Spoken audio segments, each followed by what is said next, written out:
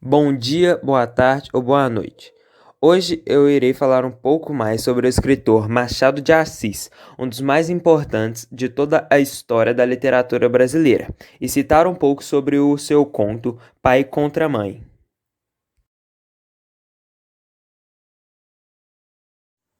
Contexto histórico: Pai contra Mãe. O conto Pai contra Mãe, de Machado de Assis, é ambientado na época da escravidão. O confronto entre Candinho e Arminda, já expresso do título Pai contra Mãe, representa a luta entre o branco e o escravo. Nessa luta, embora Cândido Neves não tivesse uma posição econômica favorável, ele tinha uma grande vantagem. Ele tinha a cor branca. E como todos nós sabemos, naquela época havia uma hegemonia branca do poder, quando se tratava de raça. Já Arminda, ela não tinha nenhum poder de negociação, pois era negra. É ela que está retratada nessa imagem ao lado. O conto Pai contra a Mãe, de Machado de Assis, publicado em 1906 no livro Relíquias da Casa Velha, se posiciona na fase madura do autor, de características marcadamente realistas. A obra é ambientada no Rio de Janeiro do século XIX, antes da abolição da escravatura, servindo de cenário para o enredo, mas não como tema central. Os aspectos socioeconômicos dos personagens são miseráveis, com muitas dificuldades, dependência e escassez. O texto, por ser narrado em terceira pessoa, transpassa uma perspectiva empática para com os personagens e apresenta passagens extremamente brutais e impressionantes. A importância do conto. Esse conto, ele faz parte do livro Relíquias da Casa Velha, composto por alguns textos que o próprio Joaquim Maria reuniu e publicou em 1906, 2 anos antes dele morrer. Os contos evidenciam o domínio de Machado de Assis sobre a técnica da narrativa curta e, sobretudo, a capacidade de dar ao casual e ao acidental um desdobramento amplo, produzindo no leitor um sentimento de simpatia e de humanidade. Em se tratando do período histórico, Machado de Assis viveu na própria pele os problemas gerados pela escravidão no Brasil. O escritor possui uma origem negra e, por conta disso, enfrentou diversos preconceitos ao longo de sua vida. Mas a qualidade de sua obra e sua personalidade forte venceram todos esses obstáculos.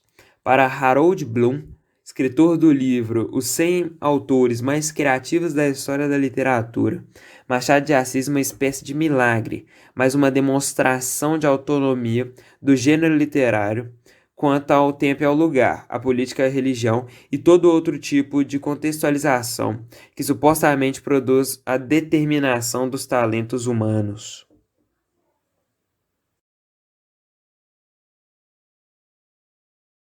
O contexto literário do conto Pai contra Mãe. Para falar sobre o contexto literário de Pai contra Mãe, de Machado de Assis, se deve ter em mente que naquela época havia uma disputa do colonialismo e da mão de obra escrava, que ainda se mantinham na política do segundo reinado. Esse período histórico, entretanto, foi crucial para o surgimento dos escritores realistas brasileiros, que eram republicanos e defendiam a abolição da escravatura, um tema que era muito presente em todas as suas obras. Os autores do realismo, eles recebiam influência direta das escritas dos escritores europeus e mantinham as características em seus escritos, tais como a linguagem objetiva, a crítica social, principalmente as contradições e os moralismos da burguesia social, a ironia como marca retórica e as descrições minuciosas das características psicológicas de todos os seus personagens. Um dos principais autores do realismo é o movimento literário, histórico e cultural com ideais opostos ao do romantismo. O realismo, proposto por Machado de Assis, abandonou as emoções, o lirismo e a subjetividade bastante presentes na literatura e passou a dar espaço às escritas com uma linguagem direta e objetiva, a temática social e a crítica dos costumes da época. Sobre o conto Pai contra Mãe. Entre as diversas obras de Machado de Assis, podemos citar esse conto, publicado no livro Relíquias da Casa Velha, 1906, escrito cerca de 18 anos após o fim da escravidão no Brasil, possuía tendências realistas e algumas técnicas de linguagem para a descrição mais direta possível de cenários e de seus personagens, o que revela esses aspectos realistas de uma sociedade e as características minuciosas dos personagens. Esse conto, então, ele foi escrito totalmente em um contexto literário. Qual? O realismo. Contribuições de Machado de Assis para seu contexto literário. Machado de Assis foi o principal nome do realismo no Brasil e um dos mais importantes escritores do mundo nesse período. Com sua grande e importante produção literária, ele conseguiu influenciar outros escritores, como Olavo Bilac Lima Barreto, que vieram a se tornar grandes escritores posteriormente. Com o conto Pai contra Mãe, o escritor marcou sua segunda fase de sua carreira pela presença de tendências do movimento realista em suas obras. Ele foi o precursor e a pessoa que iniciou o movimento realista no Brasil. Por suas contribuições para a literatura nacional, Machado de Assis chegou a receber do imperador do Brasil, Dom Pedro, o grau de Cavaleiro da Ordem Rosa, o que o consagra como um dos escritores mais relevantes de toda a sua época. Em 1881, saiu o livro que daria uma nova direção para sua carreira, Memórias Póstumas de Brás Cubas, e que publicaram em folhetins na Revista Brasileira, o considerado o marco do início do realismo no Brasil. Sua genialidade que levou muitos especialistas a dizerem que Machado talvez seja mais compreendido pelo leitor de hoje, 100 anos depois de sua morte, do que por seus contemporâneos. Félix, um dos personagens principais de Ressurreição, primeiro romance escrito pelo Machado de Assis, contém várias das características do homem conservador e inseguro que se verá, de forma mais acabada, em Bento Santiago, protagonista de Dom Casmurro. Essas duas figuras expressam o grande temor diante das situações novas às quais estão confrontados, como a emergência de uma mulher independente, que tem opinião própria e abalam o velho mundo. O autor possui um caráter extremamente crítico, ressaltando em todas as suas obras problemas sociais e questões que, mesmo atualmente, servem de palco para longas discussões.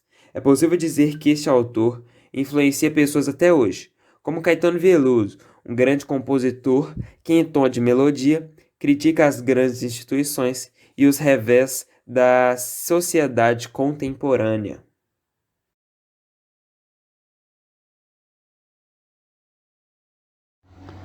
Biografia Machado de Assis. Joaquim Maria Machado de Assis nasceu em 21 de junho de 1839, no Morro do Livramento, em Rio de Janeiro, e faleceu na mesma cidade em 29 de setembro de 1908. Sua família era bem humilde. Ele era filho de um pintor de paredes e de uma lavandeira açoriana. Ele também era descendente de uma escrava libertada, que era residente na família de um senador imperial. Teve uma infância difícil, vendia doces e caramelos em frente a uma escola rica, e foi um dos primeiros escritores brasileiros que não veio de uma oligarca rural ou de uma classe média urbana. O Homem Memorial é a última obra dele.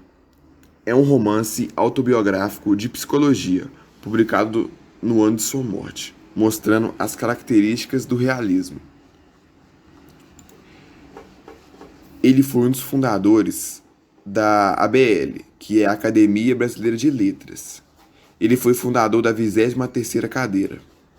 A Academia era uma instituição literária brasileira fundada na cidade do Rio em 20 de julho de 1897. Agora eu vou fazer uma análise da obra Pai contra Mãe, de Machado de Assis. A obra de Machado de Assis, Pai contra Mãe, data do ano de 1906 e conta a história de um homem indeciso em qual carreira seguir e sua esposa enfrentando problemas financeiros. Apesar da obra datar pós a abolição da escravidão, a história se passa antes desse período. A obra é introduzida pela apresentação de uma espécie de mordaça que era utilizada para ensinar aos escravos obediência e como se portar. No livro é feita a seguinte descrição: tinha só 3 buracos, 2 para ver e 1 para respirar. Era fechada atrás da cabeça por um cadeado. Junto a ela se encontravam grandes argolas de metal que eram presas ao pescoço e pés.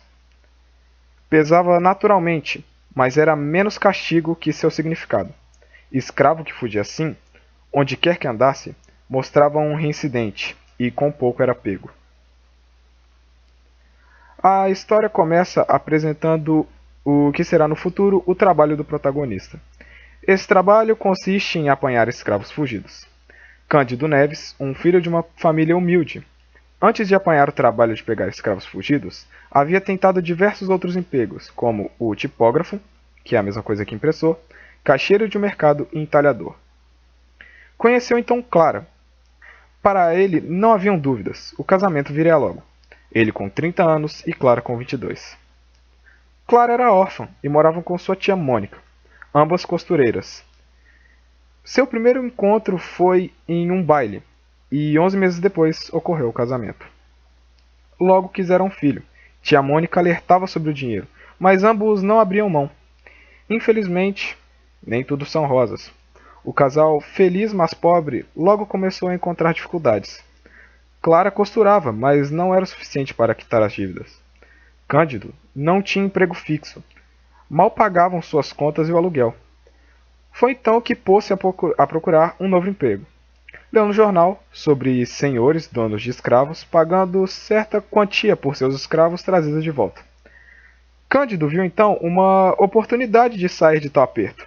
Não era um trabalho complexo, bastava ter olho atento, perspicácia e certa força para pegá-los.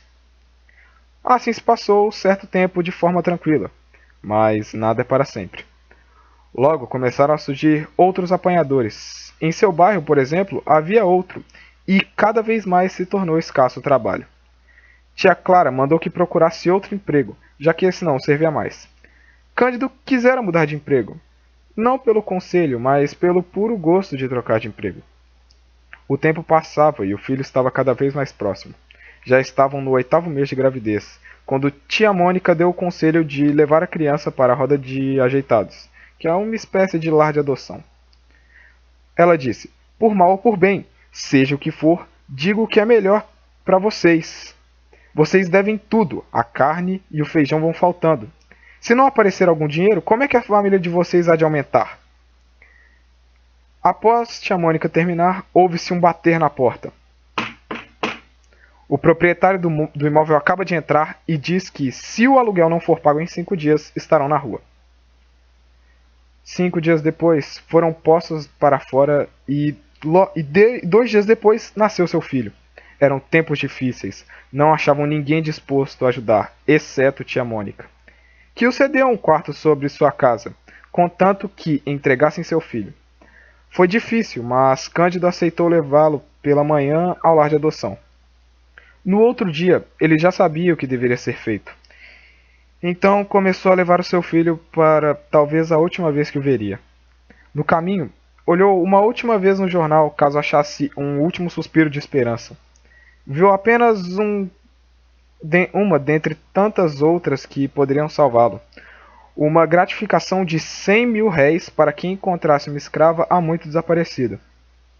Quase chegando ao lar, passou ao lado de uma farmácia e no fim da esquina notou uma silhueta feminina ao longe. Ele disse: não é possível. Será ela? Correu para dentro da farmácia, entregou seu filho ao dono da loja e pediu que cuidasse dele por um instante.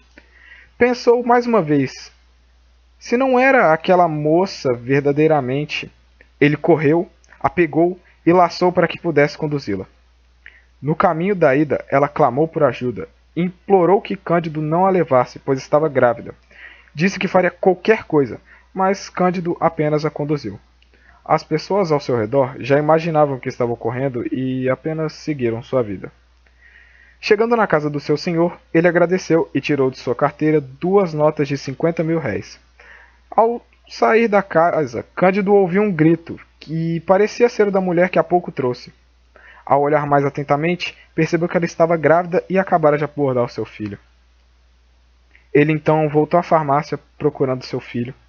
O homem já não estava mais com ele, como Cândido deixou. Cândido quase o enforca até que ele disse que ele e sua família estão dentro do estabelecimento. Foi então que Cândido suspirou, agarrou seu filho e disse: "Meu filho, nem todas as crianças vingam." Essa foi uma análise da obra, mas como ponto de vista e como eu interpretei. Espero que todo mundo tenha gostado e tchau.